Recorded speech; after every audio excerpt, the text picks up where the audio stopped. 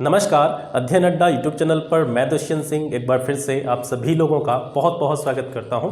उत्तर प्रदेश लेखपाल भर्ती परीक्षा के अंतर्गत ग्राम समाज एवं विकास का हम अध्ययन कर रहे थे और जैसा कि आप सभी जानते हैं कि इस चैनल के माध्यम से आपको ग्राम समाज एवं विकास की जो क्लासेस हैं वो रेगुलरली बिल्कुल फ्री ऑफ कॉस्ट प्रोवाइड कराई जा रही हैं। अगर आप इन क्लासेस को देख रहे हैं, इनसे नोट्स बना रहे हैं, इसको रेगुलरली रिवाइज कर रहे हैं तो निश्चित रूप से आप इस सेक्शन में बहुत अच्छा स्कोर करेंगे। आज ग्राम समाज एवं विकास के अंतर्गत हम बात करने वाले हैं केंद्र सरकार की कुछ प्रमुख योजनाओं के बारे में जो आपकी परीक्षा की दृष्टि से काफ़ी महत्वपूर्ण होने वाली हैं। आपके सिलेबस में केंद्र सरकार की योजनाओं के अलावा राज्य सरकार की योजनाओं के बारे में भी बताया गया है। इस वीडियो में हम केवल सेंट्रल गवर्नमेंट की योजनाओं को कवर करेंगे, बाकी की जो स्टेट गवर्नमेंट की योजनाएं हैं उनको हम नेक्स्ट वीडियो में कवर करेंगे। तो चलिए क्लास स्टार्ट करते हैं और केंद्र सरकार की योजनाओं के अंतर्गत सबसे पहले हम बात करते हैं महात्मा गांधी राष्ट्रीय रोजगार गारंटी अधिनियम मनरेगा के बारे में। ठीक है, आज का हमारा सबसे पहला टॉपिक है महात्मा गांधी राष्ट्रीय रोजगार गारंटी अधिनियम। सबसे पहला प्रश्न इससे यही पूछा जा सकता है कि मनरेगा की फुल फॉर्म क्या होती है। ठीक है, तो इसकी फुल फॉर्म आपको पता होनी चाहिए। M for Mahatma Gandhi national rural employment guarantee act. ठीक है, Mahatma Gandhi national rural employment guarantee act. अब वर्तमान समय में इसे मनरेगा कहा जाता है, लेकिन एक प्रश्न ये भी पूछा जाता है कि मनरेगा से पहले इसको क्या कहा जाता था? इसको नरेगा कहा जाता था। और यहाँ से सबसे इम्पोर्टेंट प्रश्न ये बन सकता है कि इस योजना का नाम नरेगा से बदल करके मनरेगा कब किया गया था? तो 2009 में इसको मनरेगा नाम दिया गया। ये योजना जो प्रारंभ हुई थी ये 2 फरवरी 2006 को प्रारंभ हुई थी। और कहाँ से प्रारंभ हुई थी? आंध्र प्रदेश के अनंतपुर जिले से। ठीक है, जब ये 2006 में स्टार्ट हुई आंध्र प्रदेश के अनंतपुर जिले से, तब इसका नाम नरेगा हुआ करता था। ठीक है, 2009 में इसे मनरेगा कहा गया। यहाँ से प्रश्न आपके लिए बन सकता है। तो 2006 में ये स्टार्ट होती है आंध्र प्रदेश के अनंतपुर जिले से और उस समय पर जो प्रधानमंत्री थे वो थे मनमोहन सिंह। ठीक है, मनमोहन सिंह के समय में जो नरेगा योजना है 2006 में आंध्र प्रदेश के अनंतपुर जिले से प्रारंभ की गई और 2009 में इसे नरेगा से बदल करके मनरेगा कर दिया गया। ठीक है, इतनी चीज़ें आप यहाँ से समझ सकते हैं।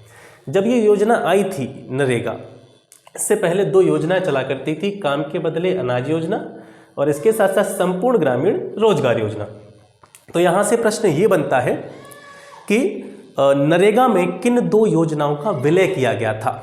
यानी नरेगा से पहले ये 2 योजनाएं चला करती थी, काम के बदले अनाज और SGRY संपूर्ण ग्रामीण रोजगार योजना। तो इन दोनों योजनाओं को, जब नरेगा वाली योजना आई थी तो इन दोनों योजनाओं को किस में मिला दिया गया था? नरेगा योजना में मिला दिया गया था। ठीक है, 2006 में जब ये योजना स्टार्ट हुई थी तब इसको पूरी कंट्री में लागू नहीं किया गया था, पहला पॉइंट। ठीक है, 2006 में ये लागू हुई 2 फरवरी 2006 को। तो क्या यह पूरे देश में लागू हो गई थी? नहीं हुई थी, ये कुछ चुनिंदा जिलों में लागू की गई थी। अगर बात आती है पूरी कंट्री में, संपूर्ण देश में इसको लागू कब किया गया था? तो 1 अप्रैल 2008 से जो नरेगा है ये संपूर्ण देश में लागू कर दी गई थी। ठीक है, इसमें क्या क्या मुख्य प्रावधान किए जाते हैं? इसके अंतर्गत जो परिवार होते हैं ग्रामीण क्षेत्र के या पिछड़े हुए जो परिवार होते हैं, उन परिवारों के कम से कम एक सदस्य को एक वित्तीय वर्ष के अंतर्गत, यानी 1 साल के अंतर्गत, वित्तीय वर्ष जो कि सरकार का फाइनेंशियल ईयर होता है 1 मार्च से 31 अप्रैल, इस फाइनेंशियल ईयर के अंतर्गत प्रत्येक परिवार के कम से कम एक सदस्य को 100 दिन रोजगार देने की गारंटी इस अधिनियम के द्वारा दी जाती है। ठीक है, इसके अलावा ये मानक जो है अलग अलग जगहों पर अलग अलग रूप में है। सामान्य रूप से 100 दिन रोजगार इसमें दिया जाता है, लेकिन जो सूखा से प्रभावित क्षेत्र हैं, जहाँ पे ज़्यादा दिक्कतें रहती हैं, रोजगार नहीं मिल पाता है, उन क्षेत्रों में, सूखा प्रभावित क्षेत्रों में ये जो अवधि है रोजगार की ये 150 दिवस मानी जाती है। 150 दिन रोजगार की गारंटी इस अधिनियम के द्वारा दी जाती है। और इस अधिनियम के तहत जो भी मजदूर कार्य करते हैं उनको न्यूनतम मजदूरी प्रति व्यक्ति कितनी दी जाती है? 120 रुपये प्रतिदिन। ठीक है, एक दिन का 120 रुपया मजदूरों को दिया जाता है। 2009 में इसे नरेगा से परिवर्तित करके मनरेगा में बदल दिया गया। ठीक है, ये पॉइंट आप याद रखेंगे, काफ़ी इंपॉर्टेंट यहाँ से बन सकता है प्रश्न आपके लिए। स्टार्टिंग में इसका नाम था national rural employment guarantee act, उसके बाद में 2009 में इसका नाम Mahatma Gandhi national rural employment act guarantee act कर दिया गया था।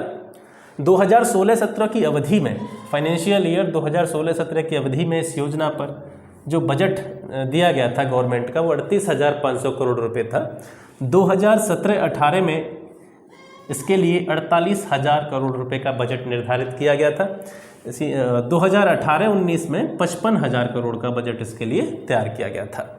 एक प्रश्न आता है कि किस एक्ट को या किस योजना को प्रधानमंत्री ने निर्धनता निवारण का जीवंत स्मारक की संज्ञा दी थी। ठीक है, निर्धनता निवारण का जीवंत स्मारक इस योजना को किसने कहा था? नरेंद्र मोदी ने। ठीक है, नरेंद्र मोदी ने इस योजना को, जो मनरेगा योजना है, इसको निर्धनता निवारण का जीवंत स्मारक के नाम से पुकारा था, क्योंकि वास्तव में यह जो योजना है एम्प्लॉयमेंट की दिशा में, रोजगार की दिशा में जो पिछड़े हुए क्षेत्र हैं या जो गिरे हुए तबके के क्षेत्र हैं उनमें ये कहीं ना कहीं रोजगार की दिशा में एक अच्छा कदम है, इसलिए इसको नरेंद्र मोदी ने निर्धनता निवारण का जीवंत स्मारक की संज्ञा दी थी।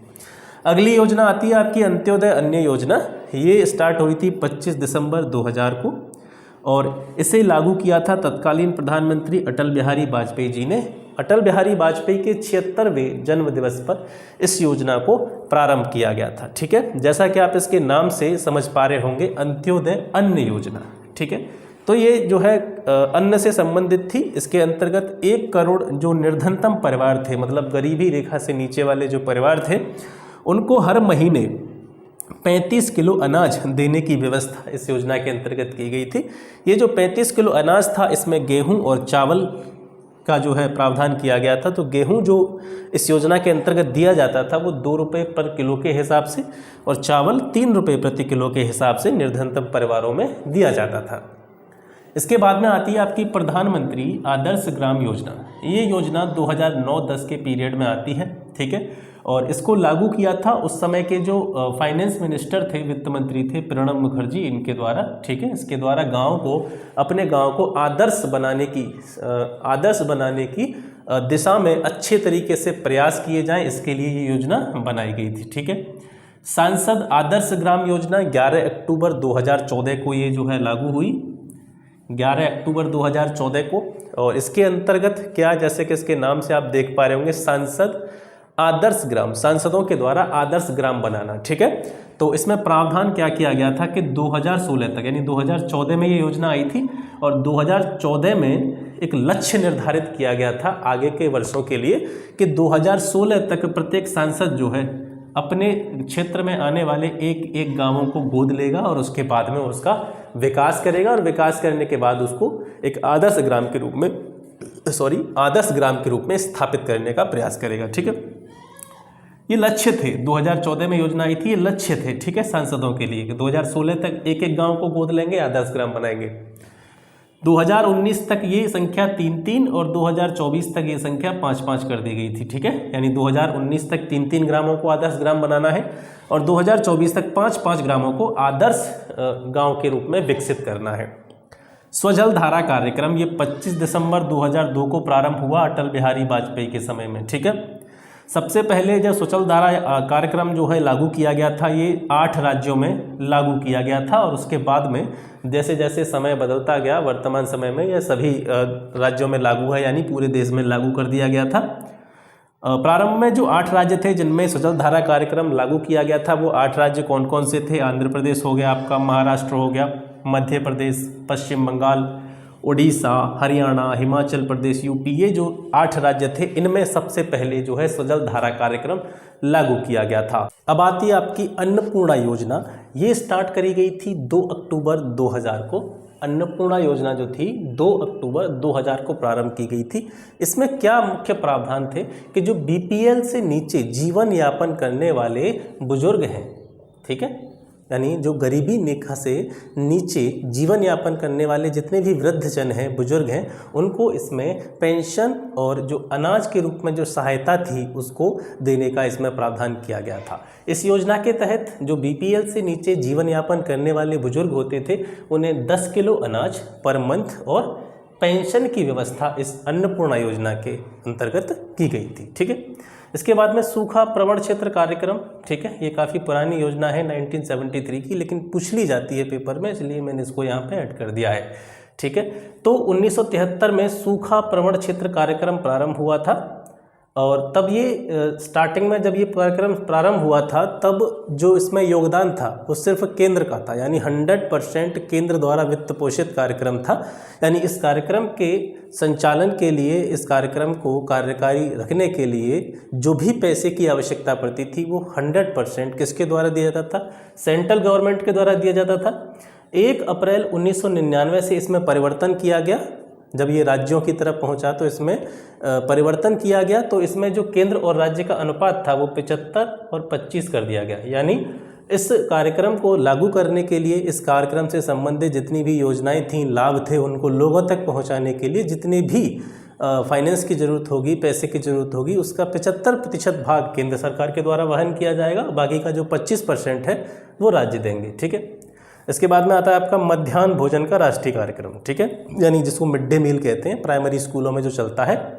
Mid day meal national scheme for school के नाम से भी इसको जाना जाता है। ठीक है, मध्याह्न भोजन का राष्ट्रीय कार्यक्रम, इसको mid day meal for national scheme for schools के नाम से भी इसको जाना जाता है। ये प्रारंभ हुआ था 15 अगस्त 1995 को। ठीक है, मिड डे मील का प्रोग्राम कब स्टार्ट हुआ था? 15 अगस्त 1995 में ये स्टार्ट हुआ था। जब ये प्रारंभ हुआ था तो इसको केवल 2408 तहसीलों में लागू किया गया था।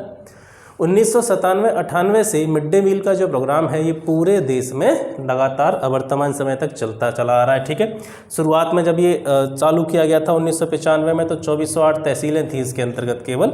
97-98 में पूरे देश में इसको लागू कर दिया गया। 1/10/2007 से इसको अपर प्राइमरी स्कूलों में भी लागू कर दिया गया। यानी 1995 में जब मिड डे मील की प्रणाली स्टार्ट हुई थी तो केवल प्राइमरी स्कूलों के लिए थी। 2007 से इसको अपर प्राइमरी स्कूलों के लिए भी लागू कर दिया गया था। खर्च का सिस्टम क्या होता है इसमें, किस तरीके से इसमें पूरे प्रक्रिया को लागू करने में, पूरे मिड डे मील का प्रोग्राम संचालन करने में जितना भी खर्चा आता है उसका क्या सिस्टम है कि सेंट्रल गवर्नमेंट और जो पूर्वोत्तर राज्य हैं, यानी पूर्वोत्तर राज्य में जितने भी राज्य आते हैं, असम, सिक्किम, मिजोरम वगैरह, ये सारे राज्य हैं, ये इस कार्यक्रम के लिए 10% वहन करते हैं। 90% जो योगदान है फाइनेंशियली वो केंद्र के द्वारा दिया जाता है। वहीं केंद्र और दूसरे राज्यों की बात करें, पूर्वोत्तर राज्यों को छोड़ करके, तो ये जो अनुपात होता है पैसे के खर्च का वो 75 और 25 के अनुपात में होता है। ये प्रश्न आपसे पूछा जा सकता है, इसलिए इसको ध्यान से देखें। ठीक है, केंद्र और पूर्वोत्तर राज्य 90 और 10 के अनुपात में पैसा खर्च करते हैं इसके लिए, और केंद्र और अदर स्टेट जो भी हैं पूर्वोत्तर राज्यों को छोड़ करके वो 75 और 25 के अनुपात में पैसा खर्च करते हैं। ठीक है, जो भोजन दिया जाता है मिड डे मील के अंतर्गत, प्राइमरी में इस तरीके का भोजन की व्यवस्था की जाती है। यानी जो प्राथमिक स्कूल होते हैं, 1 से 5 तक के जो विद्यालय होते हैं, उसमें प्रत्येक छात्र को 450 कैलोरी ऊर्जा वाला भोजन मिलना चाहिए। इसके साथ साथ उस भोजन में उसको 12 ग्राम प्रोटीन भी मिलनी चाहिए। ठीक है, 450 कैलोरी युक्त भोजन, इसके साथ साथ 12 ग्राम प्रोटीन भी उस भोजन से उसको मिलनी चाहिए। ऐसी व्यवस्था इसमें की जाती है। वहीं अपर प्राइमरी के लिए यह मानक है प्रति बच्चे के लिए 700 कैलोरी, और प्रोटीन की जो मात्रा है वो 20 ग्राम। ठीक है, प्राइमरी स्कूल के बच्चों के लिए 12 ग्राम प्रोटीन, 450 कैलोरी ऊर्जा वाला भोजन। इसके साथ साथ अपर प्राइमरी जो कक्षा 6, 7, 8 के आते हैं उसमें प्रति बच्चे के लिए 700 कैलोरी का भोजन, और इसके साथ साथ प्रोटीन की जो मात्रा है वो 20 ग्राम निर्धारित की गई है। प्राइमरी स्कूलों में प्रत्येक बच्चे के लिए जो अनाज या चावल, गेहूं जो भी आता है वो 100 ग्राम, ठीक है, 100 ग्राम पर डे प्रत्येक बच्चे के लिए निर्धारित किया गया है। इसके साथ साथ अपर प्राइमरी के लिए यह मात्रा 150 ग्राम पर डे है एक बच्चे के लिए। ठीक है, आयुष्मान भारत योजना। आयुष्मान भारत योजना ये किससे संबंधित थी? स्वास्थ्य एवं देखभाल केंद्रों से संबंधित थी। इसमें जो योजना ये चलाई गई थी आयुष्मान भारत योजना, ये स्पेशली रिलेटेड है राष्ट्रीय स्वास्थ्य संरक्षण योजना से। ठीक है, इसके अंतर्गत राष्ट्र के लोगों का स्वास्थ्य जो है उसका संरक्षण किस तरीके से किया जाना चाहिए, किस तरीके से इनके स्वास्थ्य को बेहतर बनाया जा सकता है, इसके संबंध में इस योजना में कार्य किए गए। ठीक है, प्रमुख प्रावधान इसका ये है कि जो गरीब और कमज़ोर परिवार होते हैं, ठीक है, जो गरीबी रेखा से नीचे वाले परिवार होते हैं, उन परिवारों को 5 लाख प्रतिवर्ष का इसमें मेडिकल कवरेज दिया जाता है। यानी कि उनको अगर किसी भी प्रकार की कोई समस्या हो जाती है तो उनको 5 लाख एक वर्ष के लिए मेडिकल कवरेज देने का प्रावधान आयुष्मान भारत योजना में किया गया है। प्रधानमंत्री ग्राम सड़क योजना ये प्रारंभ हुई थी 25 दिसंबर 2000 को। इसका लक्ष्य उस टाइम पर जब ये प्रारंभ हुई थी तो उस टाइम पर इसका लक्ष्य क्या था कि 2016 तक, 2000 में प्रारंभ हुई थी, यानी आने वाले 16 वर्षों में 2016 तक मौजूद सड़कें जो थीं उस टाइम तक हमारे पास 1,67,977 किलोमीटर की सड़कें थीं, जो कि कम्प्लीटली सही नहीं थी, टूटी फूटी थीं और इनको हम पूरी तरीके से सही नहीं कह सकते हैं। तो ये मौजूद सड़कें थीं उस टाइम तक, जिस टाइम पर ये योजना प्रारंभ की गई थी 2000 तक, 1,67,977 किलोमीटर लंबी सड़कें थीं। इनका उच्चीकरण मतलब अगर ये सही है तो ठीक है, नहीं है तो इनका व्यवस्थीकरण किया जाए, इनको दोबारा से रिपेयर किया जाए। तो इनके उच्चीकरण सहित, रिपेयरिंग सहित टोटल जो सड़कें बनाई जानी थी वो 4,66,044 किलोमीटर लंबी सड़कों का निर्माण 2016 तक इस योजना के अंतर्गत किया जाना था। ठीक है, दोबारा समझें, 25 दिसंबर 2000 को ये चालू हुई। 2000 तक जो सड़कें थी हमारे पास 1,67,977 किलोमीटर लंबी सड़कें थीं। इनको बेहतर तरीके से और इनका रिपेयरिंगकरण किए जाने के साथ साथ 4,66,044 किलोमीटर लंबी सड़कें टोटल मिला करके हमको बनानी थी। ये लक्ष्य था 2016 तक का। इसके बाद आता है इंदिरा आवास योजना। ये मई 1985 में स्टार्ट होती है और इसमें प्रमुख रूप से जो अनुसूचित जाति और जनजाति वाले जो परिवार थे उनके लिए निःशुल्क आवास की व्यवस्था इस योजना के अंतर्गत की गई थी। ठीक है, जननी सुरक्षा योजना 1 अप्रैल 2005 को स्टार्ट होती है और जननी सुरक्षा योजना का जो पूर्व नाम था, इससे पहले ये योजना जानी जाती थी राष्ट्रीय मातृत्व लाभ योजना के द्वारा। ठीक है, जननी सुरक्षा योजना का हम कह सकते हैं कि पुराना नाम जो था वो क्या था, राष्ट्रीय मातृत्व लाभ योजना था। इसमें जो मातृत्व लाभ दिया जाता था जननी सुरक्षा योजना में 1,000, और जब इसका नाम राष्ट्रीय मातृत्व लाभ योजना था तब इसमें 250 रुपये का मातृत्व लाभ दिया जाता था। मतलब जो भी गर्भवती महिलाएं होती थीं उनका जो भी डिलीवरी वगैरह होती थी उसके लिए दवाई वगैरह के खर्च के लिए इसमें 1,000 रुपये का प्रावधान किया गया था जननी सुरक्षा योजना में। और जब ये राष्ट्रीय मातृत्व लाभ योजना के नाम से जानी जाती थी तब इसमें 250 रुपये दिए जाते थे। अब किन महिलाओं को यह लाभ दिया जाएगा, इसका निर्धारण किसके द्वारा होता था? मातृत्व लाभ अधिनियम है 1961। ठीक है, एक एक्ट है जो कि निर्धारित करता है कि किस महिला को मातृत्व लाभ मिलेगा। ठीक है, तो मातृत्व लाभ अधिनियम 1961 के दायरे में जितनी भी महिलाएं आती थीं उनको जो है अपने उनके गर्भावस्था के दौरान या उनके डिलीवरी के दौरान 1,000 रुपये, और पूर्व में जब ये योजना राष्ट्रीय मातृत्व लाभ योजना के नाम से जानी जाती थी उस समय 250 रुपये देने का प्रावधान इस योजना के अंतर्गत किया गया था। इसके बाद बात करते हैं राष्ट्रीय आयुष मिशन के बारे में। राष्ट्रीय आयुष मिशन की बात करें तो 15 सितंबर 2014 को यह शुरू किया गया और इस मिशन का मुख्य उद्देश्य क्या था कि जो अंग्रेजी दवाइयाँ हैं, ठीक है, इंग्लिश मेडिसिन जो है उनका यूज कम से कम किया जाए और उनके स्थान पर उच्च गुणवत्ता वाली जो हमारी आयुर्वेदिक दवाइयाँ हैं, यूनानी दवाइयाँ हैं, होम्योपैथिक दवाइयाँ हैं जो पुराने समय से चली आ रही हैं, जिनके साइड इफ़ेक्ट्स कम होते हैं और कम पैसे में इनको सुलभता से हर व्यक्ति के लिए उपलब्ध कराया जाए, ये राष्ट्रीय आयुष मिशन का उद्देश्य था। अब थोड़ी सी आपको प्रॉब्लम इस वजह से हो रही होगी कि आप जानते हैं कि वाइट बोर्ड है, तो जैसे ही मैं एक बार लिखता हूँ इसको पूरे को और लिखने के बाद में फिर जब दूसरी स्लाइड आती है तो मुझे वीडियो पॉज करना पड़ता है, फिर उसके बाद में इसको साफ़ करना पड़ता है, इस वजह से थोड़ी सी असुविधा हो जाती है। बाकी कोई दिक्कत नहीं है, आप जितनी भी मटेरियल यहाँ पे लिखा है इसका स्क्रीनशॉट ले लिया करें, स्क्रीनशॉट लेने के बाद में इसको अपनी कॉपी में नोट कर लिया करें। ठीक है, तो राष्ट्रीय आयुष मिशन हो गया। स्वच्छ भारत मिशन ग्रामीण, ठीक है, स्वच्छ भारत मिशन ग्रामीण के बारे में बात करेंगे। सबसे पहले ये जो पूरा जो मिशन चालू किया गया था, प्रोग्राम चालू किया गया था, प्रारंभ में सबसे पहले इसका नाम केंद्रीय ग्रामीण स्वच्छता कार्यक्रम हुआ करता था जब ये स्टार्ट हुआ था 1986 में। ठीक है, पहले समझेंगे उसके बाद में फिर पूरी चीज़ें देखना। अगर आपसे पूछा जाता है कि स्वच्छ भारत मिशन ग्रामीण ये कब शुरू हुआ था, तो ये 2014 में शुरू हुआ था। आप सभी जानते हैं इसका जो लोगे बोगे बनाए गए थे। अब जैसे शहरों में दीवारों को रंग दिया गया था, गांधी जी का चश्मा, स्वच्छ भारत मिशन, इस तरीके से ये 2014 में स्टार्ट हुआ था। लेकिन इसकी थोड़ी हिस्ट्री देख रहे हैं हम पहले कि सबसे पहले स्वच्छता कार्यक्रम चला करता था, केंद्रीय ग्रामीण स्वच्छता कार्यक्रम चला करता था, 1986 में ये स्टार्ट हुआ था। 1 अप्रैल 1999 को इसको नाम दे दिया गया पूर्ण स्वच्छता अभियान। यानी सबसे पहले क्या था, ये केंद्रीय ग्रामीण स्वच्छता कार्यक्रम, इसके बाद में 1999 में इसको पूर्ण स्वच्छता अभियान का नाम दे दिया गया। इसी के अंतर्गत जो इसी के अंतर्गत एक नया अभियान चलाया गया था, निर्मल भारत अभियान। ठीक है, निर्मल भारत अभियान। और उसके बाद में 2 अक्टूबर 2014 को ये स्वच्छ भारत मिशन ग्रामीण के नाम से जाना गया। ठीक है, इसका लक्ष्य क्या था? उस समय का लक्ष्य 2014 में जब ये आया था तो इसका लक्ष्य था कि 2019 तक जितने भी ग्रामीण परिवार हैं सभी परिवारों को क्या दे दिया जाए? मुफ्त शौचालय दे दिया जाए। ठीक है, सभी परिवारों को शौचालय की उपलब्धता सुनिश्चित कराने के लिए यह मिशन लाया गया था। और इस मिशन में प्रत्येक परिवार के लिए शौचालय निर्माण हेतु 12,000 रुपये की राशि देने की व्यवस्था की गई थी। इसके बाद में आता है दीनदयाल उपाध्याय ग्राम ज्योति योजना। 3 दिसंबर 2014 को ये प्रारंभ की गई थी। इसका प्रमुख उद्देश्य था जो ग्रामीण क्षेत्र हैं उसमें कृषि से जुड़े हुए लोग या गैर कृषि से जुड़े हुए लोग, इन सभी लोगों को बिजली की समुचित उपलब्धता जो है हो सके, इनको सभी को बिजली की आपूर्ति समुचित रूप से की जा सके, इसके लिए दीनदयाल उपाध्याय ग्राम ज्योति योजना लाई गई थी।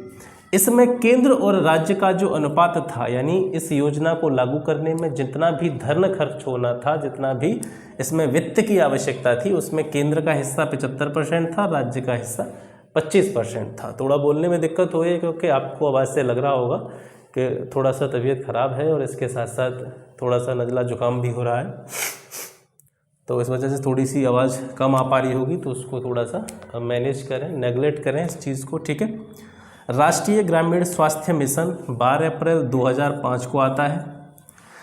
राष्ट्रीय ग्रामीण स्वास्थ्य मिशन का उद्देश्य क्या था? जैसा कि आप इसके नाम से समझ पा रहे होंगे, स्वास्थ्य से संबंधित मिशन था, ग्रामीण स्वास्थ्य से संबंधित मिशन था।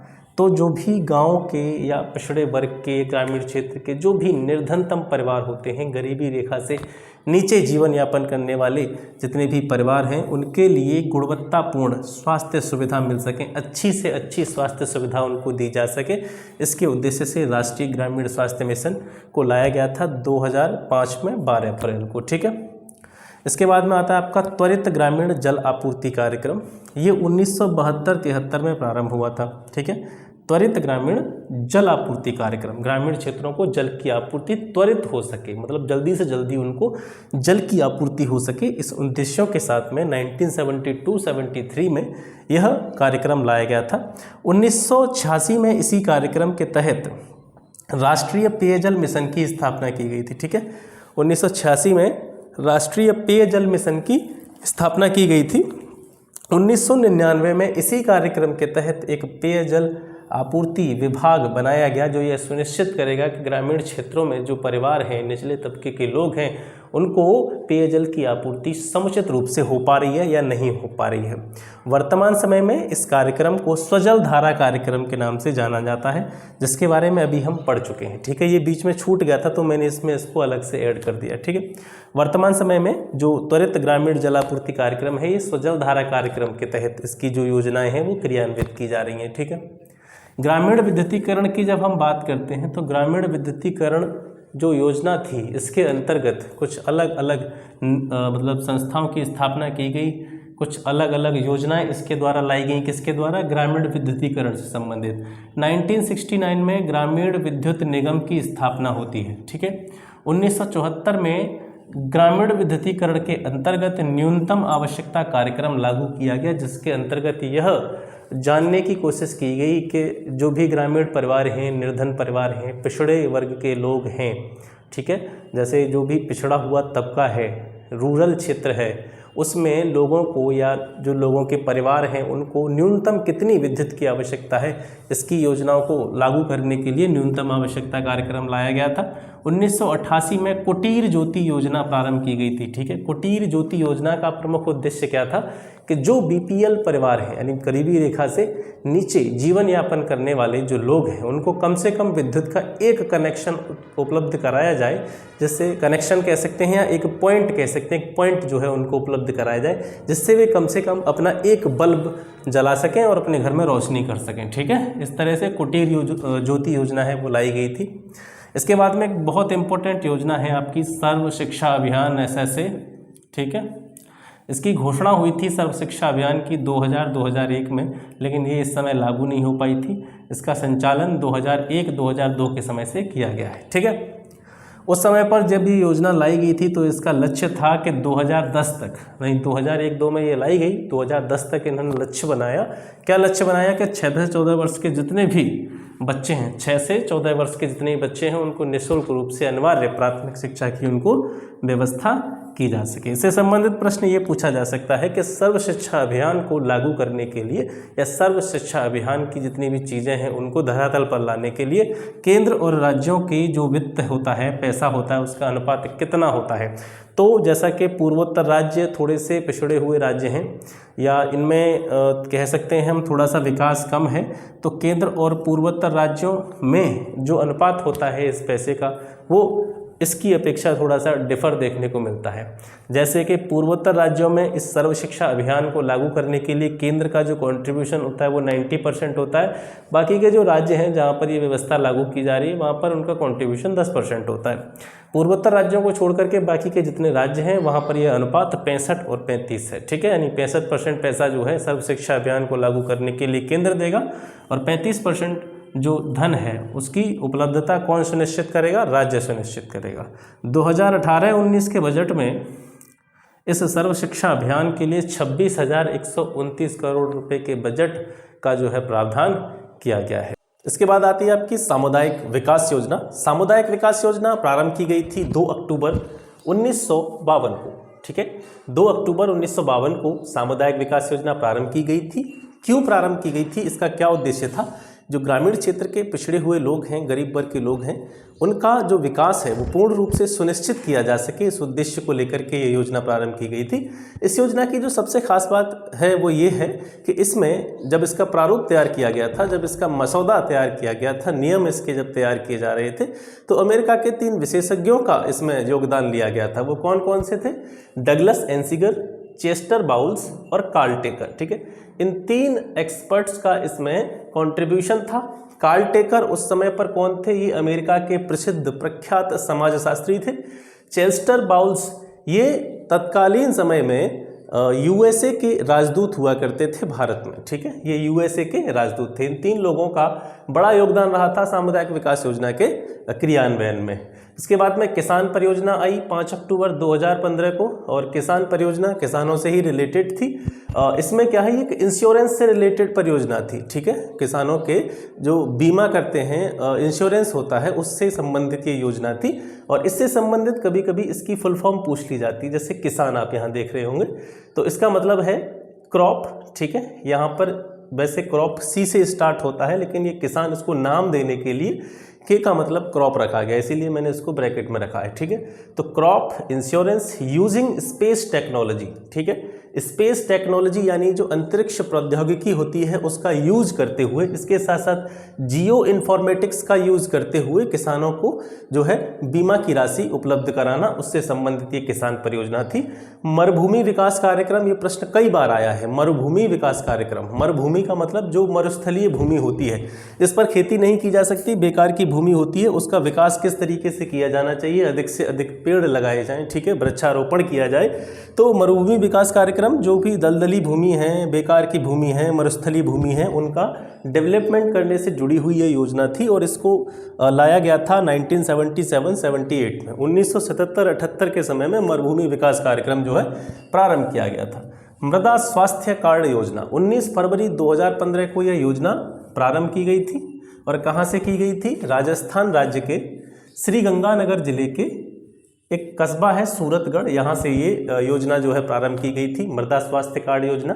ये प्रश्न भी आपसे पूछा जा सकता है कि ये सबसे पहले कहाँ से प्रारंभ की गई, तो ये सूरतगढ़ कस्बे से। ये कहाँ है? श्रीगंगानगर जिले में। और श्रीगंगानगर जिला कहाँ पड़ता है? राजस्थान में। राजस्थान के श्रीगंगानगर जिले के सूरतगढ़ कस्बे से मृदा स्वास्थ्य कार्ड योजना प्रारंभ की गई थी। ठीक है, ये प्रमुखतः किससे संबंधित थी कि जो कृषि होती है हमारे यहाँ, नॉर्मली जो कृषि होती है उसमें आप जानते हैं जो रासायनिक उर्वरक हैं, रासायनिक उर्वरकों का प्रयोग अधिकाधिक मात्रा में किया जाता है। इससे क्या होता है, भूमि की जो मृदा होती है, मिट्टी की गुणवत्ता जो है वो खराब हो जाती है। एक तरह से कह सकते हैं हम टॉक्सिक उसमें उत्पन्न हो जाते हैं, जहरीली भूमि हो जाती है। तो कृषि भूमि में रासायनिक उर्वरकों का जो यूज़ है वो कम से कम हो, उस पर कंट्रोल किया जा सके, नियंत्रण किया जा सके, इससे संबंधित ये योजना थी। ठीक है, 19 फरवरी 2015 को ये आई थी। राष्ट्रीय कृषि अनुसंधान परियोजना, 1988 में योजना आई। ठीक है। और ये किसके द्वारा संचालित होती है? ICAR के द्वारा, ठीक है। ये न्यू दिल्ली में है ICAR, Indian council for agriculture research, ठीक है। Indian council for agriculture research इसकी फुल फॉर्म होती है। न्यू दिल्ली में इसका मुख्यालय है। इसके द्वारा ही राष्ट्रीय कृषि अनुसंधान परियोजना जो है वो संचालित की जाती है। इसको जो वित्त पोषित किया जाता है या इसको जो फंडिंग की जाती है वो वर्ल्ड बैंक के द्वारा की जाती है, विश्व बैंक के द्वारा। किसके माध्यम से? IDA के माध्यम से। IDA क्या होता है? इंटरनेशनल डेवलपमेंट एसोसिएशन, अंतर्राष्ट्रीय विकास संघ। अंतर्राष्ट्रीय विकास संघ इस योजना में और वर्ल्ड बैंक के बीच में एक मीडिएटर की तरह कार्य करता है। इसके माध्यम से वर्ल्ड बैंक के द्वारा इसको फंडिंग की जाती है राष्ट्रीय कृषि अनुसंधान परियोजना को, ठीक है। कृषि से संबंधित जितनी भी चीज़ें होती हैं या फसलें होती हैं या कृषि से संबंधित जो भी घटक होते हैं उनका रिसर्च से रिलेटेड ये परियोजना है। PM युवा योजना 9 नवंबर 2016 को यह प्रारंभ की गई थी। और जैसे कि इसके नाम से आपको पता चल रहा होगा, युवा योजना, ये योजना युवाओं से संबंधित है, युवाओं को प्रमोट करने से संबंधित है, युवाओं को प्रोत्साहन देने से संबंधित है और युवाओं को तैयार करना है ग्लोबल कंपटीशन के लिए, यानी कि वैश्विक प्रतिस्पर्धा के लिए युवाओं को तैयार किया जाए। और जैसा कि एक नाम आपने सुना होगा स्टार्टअप इंडिया, ठीक है। ये जो चलाई गई थी योजना स्टार्टअप इंडिया, इस स्टार्टअप इंडिया को ही यह फॉलो करती है। जो PM युवा योजना है ये स्टार्टअप इंडिया को फॉलो करती है। और कितनी उम्र तक के लोगों के लिए ये योजना थी? ये 30 वर्ष से कम आयु के जितने भी युवा है भारत में, ठीक है, 30 वर्ष से कम आयु के जितने भी यूथ जनरेशन है उसके लिए ये योजना है, स्टार्टअप इंडिया को ये फॉलो करती है। हरियाली परियोजना आई आपकी 27 जनवरी 2003 को। और हरियाली परियोजना जैसा कि नाम से देख पा रहे होंगे, हरियाली किससे आती है? पेड़ों से आती है। तो कहीं ना कहीं ये जो योजना थी ये वृक्षारोपण से संबंधित थी। और इसका क्रियान्वयन पूरे देश में किसके द्वारा किया गया था? इसका क्रियान्वयन पंचायतों के माध्यम से, ठीक है, पंचायतों के माध्यम से इस योजना को धरातल पर लाया गया था। और ये योजना वृक्षारोपण से संबंधित है। इसमें कुछ प्रावधान थे कि सभी को जिम्मेदारी दी गई थी कि जो भी व्यक्ति 100 पेड़ लगाएगा, 100 पेड़ों का वृक्षारोपण करेगा, उसको वन रक्षक माना जाएगा। वन रक्षक का पद उसको दे दिया जाएगा, उपाधि दे दी जाएगी और उसको 100 रुपये प्रति माह दिए जाएंगे, ठीक है। 100 रुपये प्रति माह उसको जो है इसके पुरस्कार स्वरूप दिए जाएंगे। इसके अलावा जो 100 पेड़ वन रक्षक के द्वारा लगाए गए हैं, अगर उनमें से 75 से 100 के बीच में, यानी 75 से ज़्यादा पेड़ अगर अच्छी तरीके से लग जाते हैं, वो उनकी देखभाल अच्छी तरीके से करता है, तो उसकी ये राशि है ये इसको क्या कर दिया जाएगा? ट्रिपल कर दिया जाएगा, यानी 3 गुना कर दिया जाएगा, 300 रुपये कर दिया जाएगा, ठीक है। तो इस तरीके से ये हरियाली परियोजना थी। गोवर्धन परियोजना आई थी आपकी 1 फरवरी 2018 को, ठीक है। अब गोवर्धन, तो गोबर जो लिखा हुआ है, गोबर, इसको अंग्रेजी में लिखें, इसकी फुल फॉर्म भी पूछी जाती है आपसे। इस गोबर का मतलब क्या है? G फॉर गैल्वेनाइजिंग, ठीक है, G for galvanising, O for organic bio agro resource, galvanising organic bio agro resource इसकी फुल फॉर्म है, ठीक है। स्टार्टअप इंडिया ये आई थी 16 जनवरी 2016 को। स्टार्टअप इंडिया स्कीम जो थी 16 जनवरी 2016 को। और स्टार्टअप इंडिया का मतलब क्या है कि छोटे छोटे उद्योग या छोटे छोटे जो कार्य होते हैं, छोटे छोटे जो भी धंधे होते हैं उनको स्टार्ट किया जाए, ठीक है, उससे संबंधित थी ये। रोजगार के अवसरों में वृद्धि करना इसका प्रमुख उद्देश्य था। इसके साथ साथ जब ये स्टार्टअप इंडिया आई थी 16 जनवरी 2016 को, तो इसके द्वारा जो नियम बनाए गए थे उससे स्टार्टअप की जो लैंग्वेज थी, कह सकते हैं कि स्टार्टअप को परिभाषित किया जाता था, स्टार्टअप की परिभाषा में परिवर्तन किया गया था। इससे पहले किसी भी उद्योग को स्टार्टअप का दर्जा तब दिया जाता था, यानी कि कोई भी उद्योग होता था, कोई भी काम होता था, उसको जैसे उसका रजिस्ट्रेशन हुआ, उस काम का कोई काम स्टार्ट हुआ, उसका एक पंजीकरण हुआ, रजिस्ट्रेशन हुआ, रजिस्ट्रेशन की डेट से लेकर के अगले 5 सालों तक उसको स्टार्टअप माना जाता था कि ये भी स्टार्ट हो रहा है, ठीक है, इसकी ये प्रारंभिक स्थिति है। लेकिन स्टार्टअप इंडिया स्कीम जो 16 जनवरी 2016 को आई थी, इसके द्वारा स्टार्टअप की भाषा में परिवर्तन किया गया और रजिस्ट्रेशन डेट, यानी कोई भी काम जब स्टार्ट हो रहा है उसकी रजिस्ट्रेशन डेट से लेकर के अगले 7 वर्षों तक उस कार्य को क्या माना जाएगा? स्टार्टअप माना जाएगा। ऐसा प्रावधान इस योजना में किया गया था। इसके बाद में कुछ अन्य योजनाएं हैं, क्योंकि मुझे ये बोर्ड जो है साफ़ करना पड़ता है, तो इस वजह से आपको ऐसा लगता होगा। डिजिटल बोर्ड तो है नहीं, वाइट बोर्ड पर थोड़ा सा ऐसी ही समस्या रहती है। अब मैं वीडियो को पॉज करूंगा, पॉज करने के बाद में इसको साफ़ करके दोबारा से लिखूंगा, फिर आप लोगों को समझाऊंगा। चाहे तो आप इसका स्क्रीनशॉट ले सकते हैं। अब बात करते हैं राष्ट्रीय खाद्य सुरक्षा मिशन की। राष्ट्रीय खाद्य सुरक्षा मिशन आया था आपका अक्टूबर 2007 में। और इसी के तहत 2013 में 10 सितंबर 2013 में राष्ट्रीय खाद्य सुरक्षा अधिनियम लागू किया गया। इससे संबंधित प्रश्न भी आपसे पूछा जा सकता है कि राष्ट्रीय खाद्य सुरक्षा अधिनियम जो था वो कब लागू किया गया था? 2013 में, 10 सितंबर 2013 को। बेटी बचाओ बेटी पढ़ाओ अभियान ये 22 जनवरी 2015 को प्रारंभ किया गया था। कहाँ से प्रारंभ किया गया था? हरियाणा से। हरियाणा के पानीपत जिले से इस अभियान को, इस योजना को प्रारंभ किया गया था। ये किससे संबंधित थी? लड़कियों की उत्तरजीविता, इसके साथ साथ उनका संरक्षण किया जाए, शिक्षा को बढ़ावा दिया जाए, लिंगानुपात में वृद्धि की जाए। ठीक है, इन सभी चीज़ों को ध्यान में रखते हुए बेटी बचाओ बेटी पढ़ाओ अभियोजना जो है ये प्रारंभ की गई थी। और ये हरियाणा से ही क्यों प्रारंभ की गई थी? जैसा कि आप सभी जानते हैं, हरियाणा का जो लिंगानुपात है वो सबसे कम है भारत में। ठीक है, तो उसको कहीं ना कहीं प्रमोट करने के लिए, उसको कहीं ना कहीं बढ़ावा देने के उद्देश्य से ही हरियाणा के पानीपत जिले से ये योजना प्रारंभ की गई थी। सुकन्या समृद्धि खाता योजना ये 22 जनवरी 2015 को, ये भी 22 जनवरी 2015 को प्रारंभ की गई थी पानीपत से ही। ठीक है, इसमें क्या प्रावधान था कि जैसे भी किसी लड़की का जन्म होता है तो उसके जन्म के समय या फिर उसके 10 साल के होने तक, बेटी के जन्म या 10 साल की उम्र तक उसका कोई एक अकाउंट खोलना होता है किसी भी डाकघर में या किसी भी जो बैंक होती हैं, जो निर्धारित बैंक हैं, उन बैंकों में खाता या फिर डाकघर में उसका खाता खोलना होता है। और उसमें कम से कम 1000 रुपये, ठीक है, 1000 रुपये उसमें जमा कर सकते हैं उसके लिए। या फिर एक वित्तीय वर्ष जो होता है फाइनेंशियल ईयर, उस फाइनेंशियल ईयर में कम से कम 1.5 लाख की रकम जो है उसमें जमा की जाती है, जो कि उसके वयस्क होने पर, ठीक है, लड़की जब एडल्ट हो जाती है, वयस्क हो जाती है, उसके बाद में उसकी शिक्षा के लिए या उसकी शादी वगैरह के लिए वो जो है रकम उनको दी जाती है। ठीक है, तो ये थी आपकी सुकन्या समृद्धि खाता योजना। इसके बाद में आता है प्रधानमंत्री जन धन योजना। प्रधानमंत्री जन धन योजना 28 अगस्त 2014 को ये प्रारंभ की गई थी। इसका सबसे प्रमुख उद्देश्य था कि देश के जितने भी परिवार हैं, जितनी भी फैमिली हैं, उनको बैंक खाते से जोड़ना। ठीक है, सभी परिवारों को बैंक खाते से जोड़ने से संबंधित ये योजना थी। इसमें क्या होता है, जो खाता धारक होते हैं, ठीक है, खाता धारक जब भी ये प्रधानमंत्री जन धन योजना के तहत इनका अकाउंट खोला गया था, उनको 1 लाख रुपए का दुर्घटना बीमा इस योजना के तहत दिया जाता था। ठीक है, और इसके साथ साथ प्रधानमंत्री जन धन योजना थी, ये दुनिया की सबसे बड़ी बैंकिंग अभियानों में मानी जाती है, यानी दुनिया का सबसे बड़ा बैंकिंग अभियान था। प्रधानमंत्री कौशल विकास योजना PMKKY, ठीक है, प्रधानमंत्री कौशल विकास योजना 21 मार्च 2015 को ये स्टार्ट की गई थी। ये योजना युवाओं को प्रशिक्षण देने से संबंधित थी। युवाओं को ऐसा प्रशिक्षण दिया जाए ताकि वो रोजगार की दशा में या अपनी जीविकापार्जन के लिए कोई ना कोई अपना काम स्टार्ट कर सकें। उस संबंध में युवाओं को ट्रेनिंग देने से संबंधित ये था PM कौशल विकास योजना। ठीक है, 21 मार्च 2015 को ये आई थी। PM सुरक्षा बीमा योजना 9 मई 2015 को ये लागू की गई थी। इसमें ये किन के लिए थी? जो भी ऐसे खाता धारक जिनकी आयु कम से कम 18 वर्ष और अधिकतम 70 वर्ष है। 18 से 70 वर्ष के सभी अकाउंट होल्डर्स के लिए, खाता धारकों के लिए PM सुरक्षा बीमा योजना लागू की गई थी।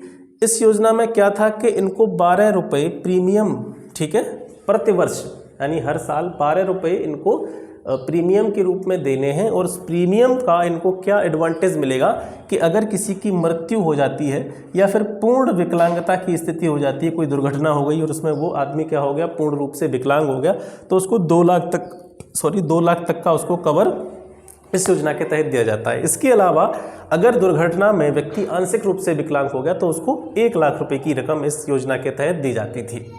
प्रधानमंत्री जीवन ज्योति योजना 9 मई 2015 को, ये भी 9 मई 2015 को लागू की गई थी। और ये किन खाता धारकों के लिए थी? जिनकी उम्र 18 से 50 वर्ष के बीच है। ठीक है, 18 से 50 वर्ष के सभी खाता धारकों के लिए प्रधानमंत्री जीवन ज्योति योजना लागू की गई। इसका जो वार्षिक प्रीमियम था वो 330 रुपये था। ठीक है, 330 रुपये वार्षिक प्रीमियम में इनको क्या मिलता था कि अगर उसकी सहज मृत्यु हो जाती है, सहज मृत्यु का मतलब एक्सीडेंटल डेथ नहीं, बिल्कुल नॉर्मल प्राकृतिक मृत्यु उसकी हो जाती है, या फिर उसके साथ कोई भी दुर्घटना हो जाती है, तो उसको 2 लाख रुपये तक का इसमें जो है धनराशि देने का प्रावधान किया गया था। ठीक है, मातृत्व लाभ योजना आती है 31 दिसंबर 2016 को। और मातृत्व लाभ योजना किससे रिलेटेड थी? जो भी प्रेग्नेंट लेडीज़ होती हैं, गर्भवती महिलाएं होती हैं, उनको वित्तीय सहायता देने से संबंधित। इसमें कितनी वित्तीय सहायता दी जाती है? उनको 6000 रुपये की एक मुश्त रकम जो है मातृत्व लाभ योजना के अंतर्गत दी जाती है। राइज योजना की जो फुल फॉर्म है वो भी आपसे पूछी जा सकती है। ठीक है, revitalising infrastructure and system in education, ये इसकी राइज की फुल फॉर्म है, revitalising infrastructure and system in education. ये योजना किससे संबंधित थी? ये केंद्र सरकार की एक ऐसी योजना थी जिसके द्वारा स्कूली बुनियादी शिक्षा जो है, स्कूल की प्रारंभिक शिक्षा जो है, उसके ढांचे को और बेहतर तरीके से उसको बनाने के लिए, उसका जीर्णोद्धार करने के लिए, ठीक है, विकास करने के लिए ये योजना लाई गई थी। पहल योजना आती है आपकी 1 जनवरी 2015 को। पहल योजना किससे संबंधित थी? जो एलपीजी उपभोक्ता होते हैं, जो भी सिलेंडर होते हैं, आपके गैस के सिलेंडर होते हैं, खाना बनाने की जो भी गैस होती है, रसोई गैस होती है, और सिलेंडरों में उनको खरीदने के लिए जो सब्सिडी मिलती है गवर्नमेंट की तरफ से, ठीक है, जैसे आपने सिलेंडर लिया तो कुछ राशि, उस सिलेंडर की कुछ राशि आपके अकाउंट में सीधे मतलब भेज दी जाती है। इसको प्रत्यक्ष हस्तांतरित लाभ कहते हैं, ठीक है, प्रत्यक्ष हस्तांतरित लाभ। यानी हम नॉर्मली कह सकते हैं कि पहल योजना क्या थी? एलपीजी उपभोक्ताओं को सब्सिडी देने से रिलेटेड ये योजना थी। पीएम उज्ज्वला योजना, इसके बारे में सभी आप जानते होंगे, 1 मई 2016 को ये आई थी और यूपी के यानी उत्तर प्रदेश के बलिया जिले से इसको प्रारंभ किया गया था। ये योजना जो थी इसके किसके लिए थी? उज्ज्वला योजना किसके लिए थी? जो बीपीएल परिवार होते हैं, बीपीएल परिवारों की जो महिलाएं होती हैं उनको मुफ्त एलपीजी कनेक्शन इस योजना के तहत दिए गए थे, ठीक है। बीपीएल परिवार की महिलाओं को फ्री एलपीजी कनेक्शन प्रधानमंत्री उज्ज्वला योजना के तहत दिए गए थे। तो ये हो गई आपकी केंद्र सरकार की सभी प्रमुख योजनाएं। इसके अलावा आपको कुछ और नहीं पढ़ना है। केंद्र सरकार की जितने भी प्लान्स थे, योजनाएं थी, वो इस वीडियो में आज आप देख चुके हैं। इसके बाद में जो स्टेट गवर्नमेंट की योजनाएं हैं, यानी उत्तर प्रदेश की जितनी भी योजनाएं हैं ग्रामीण विकास या ग्रामीण क्षेत्रों से रिलेटेड, उनको हम नेक्स्ट वीडियो में कवर करेंगे। आशा करता हूँ क्लास आपको पसंद आया होगा। मिलते हैं आपसे फिर ग्राम समाज एवं विकास की नेक्स्ट क्लास में। तब तक के लिए नमस्कार, जय हिंद।